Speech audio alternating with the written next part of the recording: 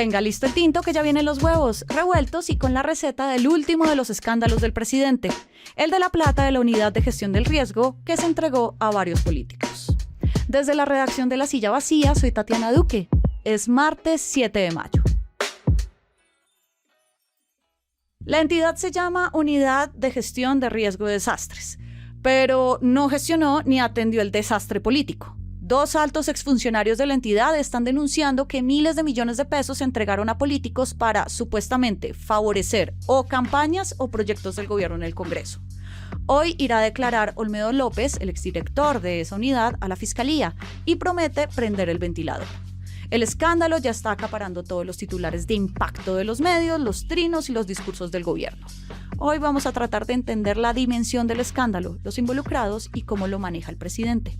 Edgar Quintero es quien está cubriendo la Casa de Nariño. Gracias por pasar por acá. Hola Tatiana, de nuevo por acá, gracias por invitarme.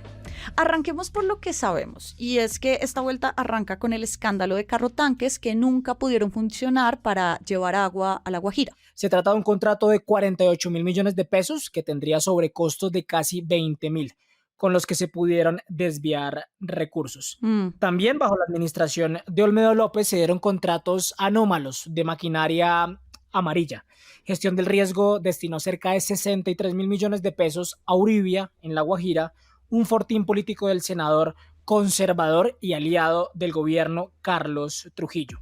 Esta conexión es importante porque López es un viejo aliado de Trujillo en Antioquia, de donde los dos son oriundos, y este senador es una de las fichas claves del gobierno dentro del Partido Conservador.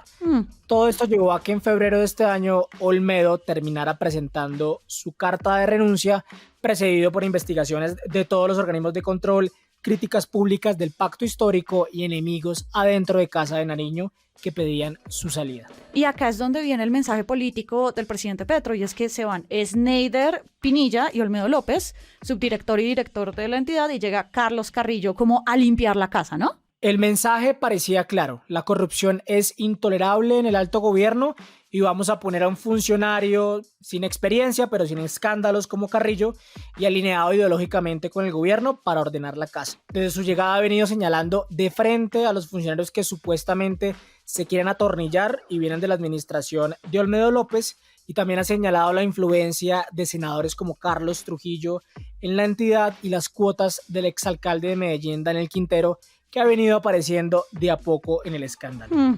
Pero con la llegada de Carrillo y la salida de Olmedo López, la marea empezó a bajar.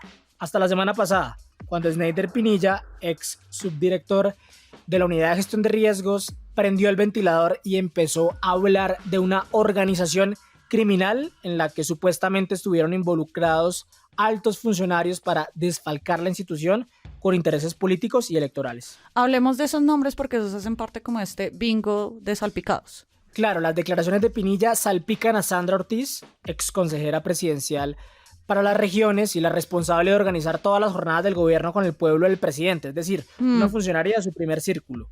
Según Pinilla, Ortiz fue el enlace para entregarle 3.000 millones de pesos al presidente del Congreso, el senador verde Iván Name, otro de los salpicados.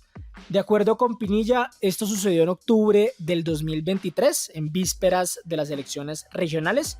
Pinilla dice que la plata se la entregó a Ortiz en maletas llenas de efectivo. Claro. El otro salpicado de Pinilla es el presidente de la Cámara de Representantes, el liberal Andrés Calle, aliado del gobierno. Frente a este, Pinilla dice que viajó personalmente a Montería a entregarle una maleta con 1.000 millones de pesos, también en octubre del 2023, cerquita de las regionales. El otro salpicado con nombre y apellido es el ministro del Interior, Luis Fernando Velasco. Según Pinilla, el 25 de septiembre del 2023 hubo un desayuno entre Sandra Ortiz, Velasco y Olmedo López. De este desayuno, dice Pinilla, llegó Olmedo con la orden de tener cuanto antes y como fuera posible esa plata para solucionar temas en el Congreso. Esto en referencia a las reformas del gobierno que se estaban tramitando. Otro de los salpicados es el director de la Dirección Nacional de Inteligencia, Carlos Ramón González, el poderoso político verde del primer círculo del presidente, quien, según Olmedo López, habría ordenado los sobornos con la plata de la Unidad de Gestión de Riesgos. Bueno, hasta acá Está claro lo que sabemos, que es lo que dice Pinilla, y sabremos más con lo que diga Olmedo López. Pero pasemos a lo que no sabemos, y es quién dio la orden de entregar esa supuesta plata. Sí, no sabemos muchas cosas, entre esas la pregunta del millón y es quién dio la orden. Entre los que han mencionado están el ministro Luis Fernando Velasco, quien como ministro del Interior debe asegurarse que el gobierno tenga los votos para pasar sus reformas en el Congreso, y Carlos Ramón González, quien fue director del DAPRE y también tenía a cargo relaciones con el Congreso y estuvo pendiente de las elecciones regionales de octubre del año pasado. Otra cosa que no sabemos es si esa plata se entregó a dónde se fue, si a las elecciones regionales o al Congreso, porque en ninguno de los dos lados cuadra que esa plata se haya pagado para tener grandes resultados, ¿no? Exacto, y no tenemos información suficiente para establecer una conexión clara. Lo que es cierto es que, siguiendo el testimonio de Pinilla, la plata empezó a moverse en vísperas de las elecciones regionales de octubre del 2023 y con reformas del gobierno claves andando en el Congreso. Tanto el senador Name como el representante Calle, los principales señalados de ser beneficiarios de esa plata, tuvieron apuestas grandes en las regionales. Calle ganó una alcaldía en Córdoba a través de su papá, pero su hermano Gabriel Calle no fue gobernador de Córdoba porque le ganó Erasmo Zuleta. Y por el lado de Name, su hija, la concejala María Clara Name, repitió en el consejo, aunque ella ya llevaba varios años ahí y no se puede decir que esa plata llegó a la campaña de la hija de Name. Y tampoco es muy claro el posible efecto de esa plata en el Congreso.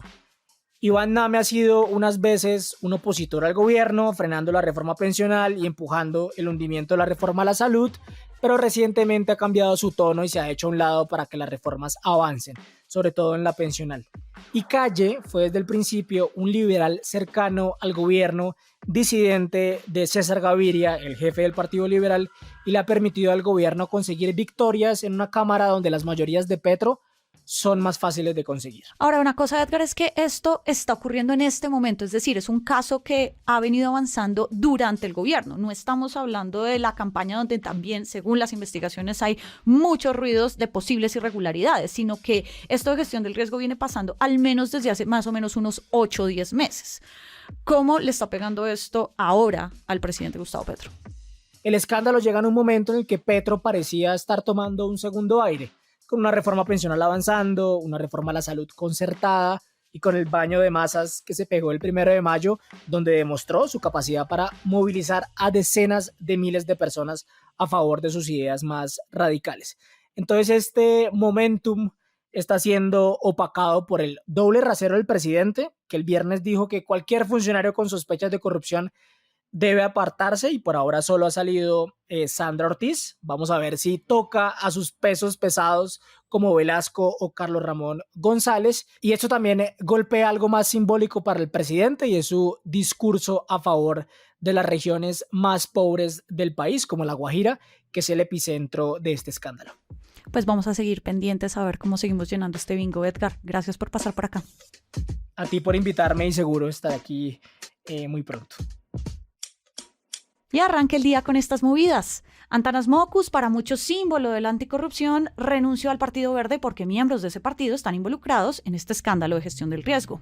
La exministra Irene Vélez será cónsul en Londres y la exasesora de la primera dama, Nani Pardo, será cónsul en Chile. Y el presidente Petro negó que vaya a unificar los servicios de inteligencia. Eso lo decía un borrador de decreto de la Dirección de Inteligencia que está adscrita a la presidencia. Toda la movida de poder está al aire en lasillavacía.com, en las redes y en el en vivo. Y por acá cada mañana estará servido su desayuno político favorito. Con la producción de Fernando Cruz y de Juanita Escobar, yo soy Tatiana Duque. Nos escuchamos mañana.